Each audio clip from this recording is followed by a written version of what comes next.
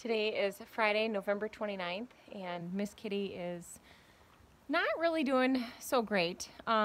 She's eating her grain solid right now without it being soaked. Basically, she's decided that she doesn't like it when it's soaked. She'll eat a little bit of it, but then gives up on it.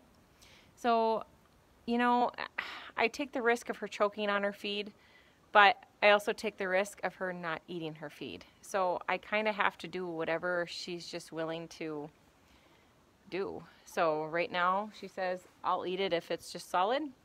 So that's how she's eating. So I've got her behind the barn, and there's Stella, of course. So she's just kind of behind the barn, and she has the option to come in and out of this stall right here, but she really doesn't like to be in there. So she likes to be standing where she can see the other horses.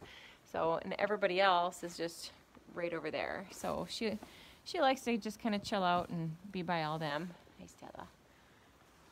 So yeah, I'm to the point where I'm just feeding her as much as she'll eat, and I'm giving it to her in any manner that she'll eat it.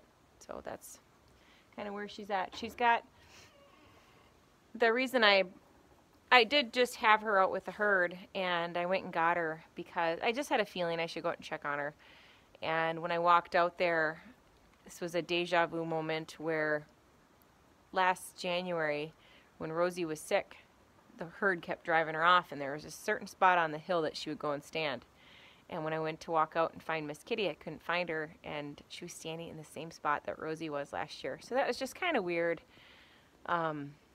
That I don't know, the herd just knows when something's not right, and they want to drive the weaker links away because they are a risk. You know, the way that the herd works is they look at the older ones or the sick ones as being a threat because it brings in predators, so they want to kind of chase them out of the herd. But she seems to be doing okay eating, and she's spilling a bunch on the ground, but she'll clean that up when she's done eating everything out of the bucket. So yeah, I don't know if it really makes any sense to have her looked at by a vet, because I know, you know, some people will probably suggest that, but she's had 2 visits in the last month. Got a clean, you know, really good bill of health on both, except for, you know, with the dentist, there's that thing in her mouth, and I did ask about, you know, should we have that removed? Can we do it around here? Do I need to haul her somewhere for that? Because we're really getting into the time of year where that's just, it's not an option to haul anywhere right now. It's just not. So it's something that I'd be looking at for spring. And I'm pretty concerned about her. I'm prepared. I am prepared. And if I need to put her down, I'm going to try to haul her to my parents, because it'd be easier to bury her there. And that's where she was born.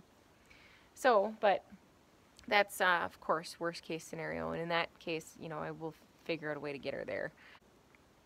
But, you know, something that's kind of a bummer is just all of a sudden, she just started getting chased away by, it's Nakona particularly. Nakona just stands there and watches her and drives her off. And Nakona is the herd leader.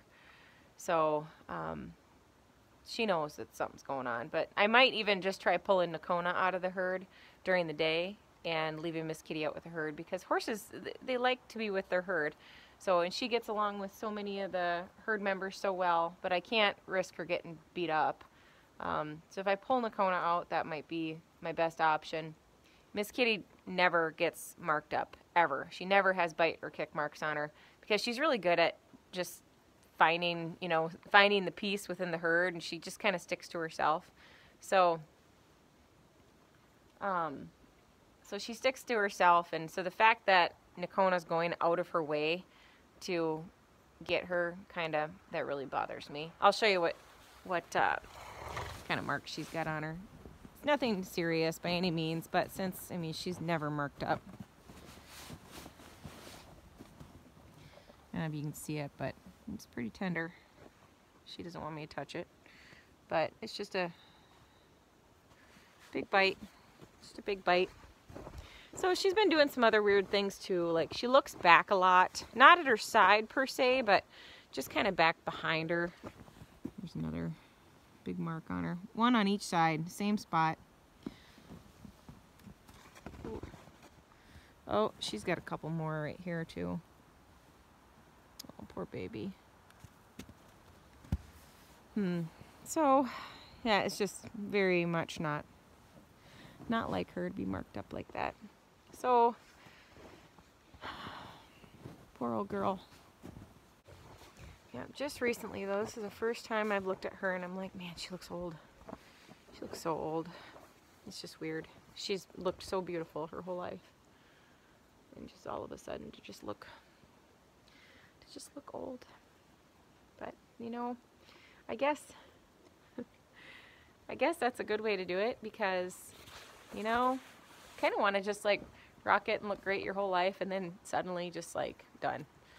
I'm okay with that.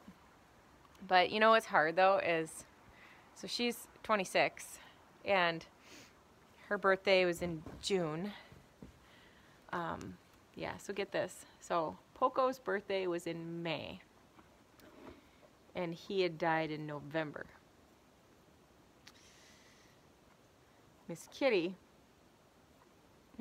birthday's in June and it's the end of November, almost December. So she is not yet older than Poco was when he died, but she will be in a few weeks. I don't know, it's just kind of weird. Just kind of weird to me because he was 26 when he died. She's 26. She acted funny. I don't know. It's just, you know, all the feels, man, just kind of gets me. I'm like that.